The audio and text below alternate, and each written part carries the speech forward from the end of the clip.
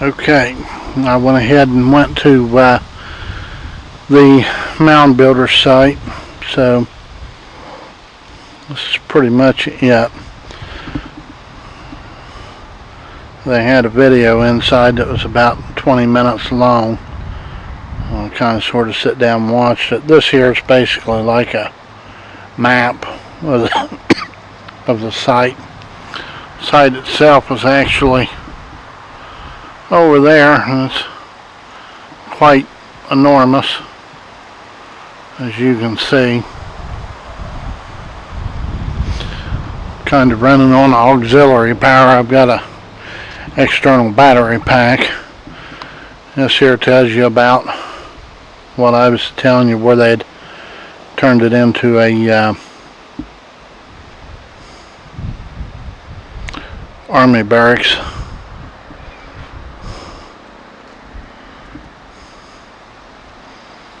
But they didn't destroy everything. They just kind of sort of made do with what they had. Like I said, I saw some pictures of it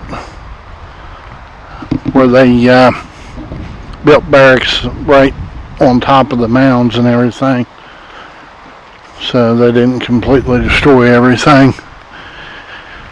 Used to be, whenever I was a kid, they had one of these mounds. They had kind of like a cross section cut, showing what was inside of them, how they buried stuff. They'd pretty much found mica, pipes, stone points, stuff like that. Basically, this right here is a big hole that they have dug. What they figured they did was, on the site, these great big depressions, they dug the dirt out of them, and that's what they used to build this wall with. There's also some speculation as to whether or not those depressions, one point in time, was actually full of water, like a little tiny pond. So basically right now we are in the cemetery. I'll give you an idea about what the wall looks like.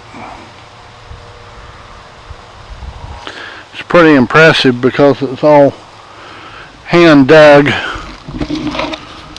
They said on the film it was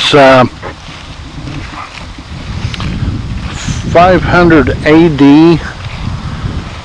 So it was basically, that's whenever the Adena culture kind of sort of up and disappeared. They don't know for sure why they disappeared or where they went. They figured that some of them just kind of joined neighboring tribes and whatnot. But pretty much so, the river valley was just plumb full of mound builders. I don't remember for sure how many different sites they actually said there was, but I've been to quite a few of them. Serpent Mound is one of them. One of them called Seep Mound.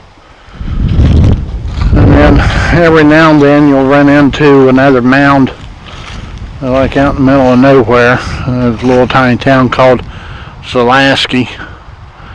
They had a mound basically kind of on the outskirts of town.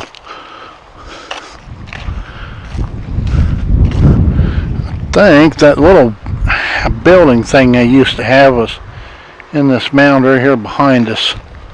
They had the cross section of it. Kind of explain things away. They said that this is 27 acres that they have basically within this wall.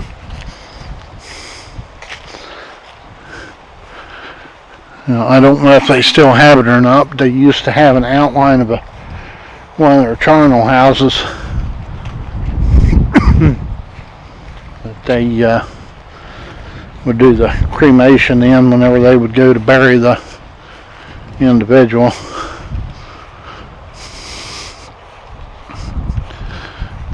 Usually about every one of these mounds they find different artifacts in it.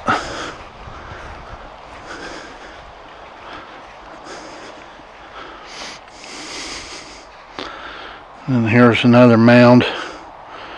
Artifacts they'd found in it. It tells you down here how they went about doing it. Clay, sand, more clay, and then gravel on top of it.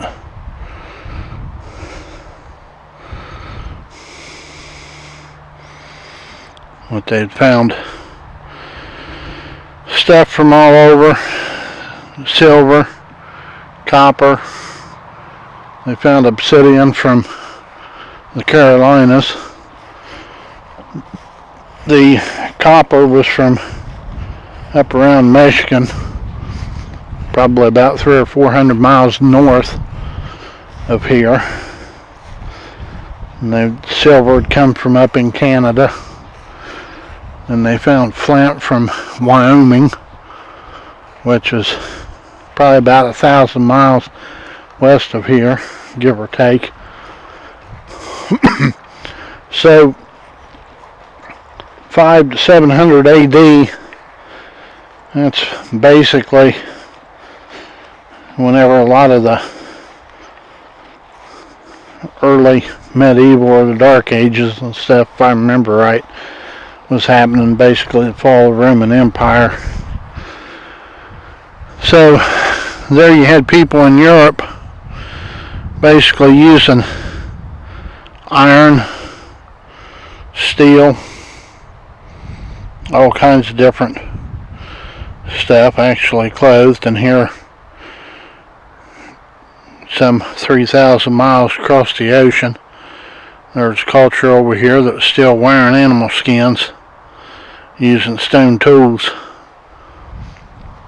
which is kind of sort of impressive.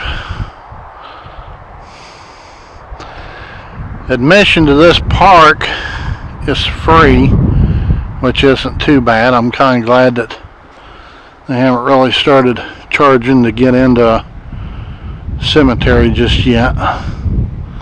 There's the outline of that charnel house right there. I'll head over there here just shortly. And then on the other side of those trees, which is kind of to the east, is the Soda River.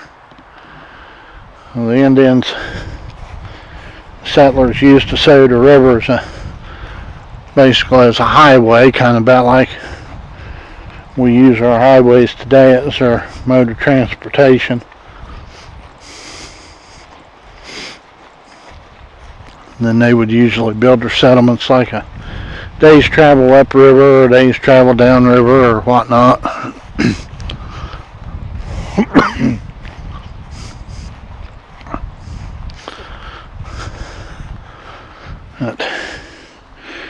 Here's the outline of it. Whenever they came in and did their excavation, they actually found pieces of trees that they had used for the walls and everything still in the ground. And that gives them the basic outline of the building. And then they would have posts there and a couple back there, one right about center, basically as like our load-bearing walls. And then this here was more than likely the entrance to it.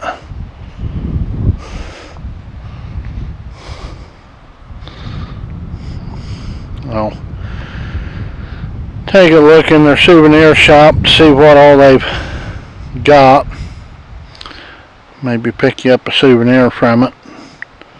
Of course, it wouldn't be the same as you actually being here. The way they've got this structure here built is something similar to the way I was going to build that little shanty shack thing that I've got. But as you can see here, they've curved the trees, which is something I couldn't get to work. It kind of sort of broke right up here where this top bend is at. And then they put trees across on the inside, and then this outer part of it would be like tree bark. Kind of lap about like our shingles on our house, on our roofs.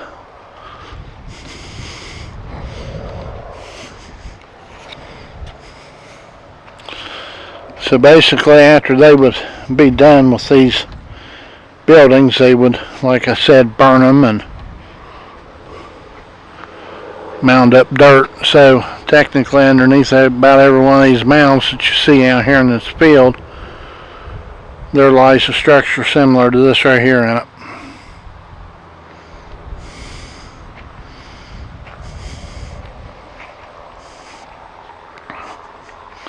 Kind of wander over here to Soda River. I'm going to go ahead and pause this.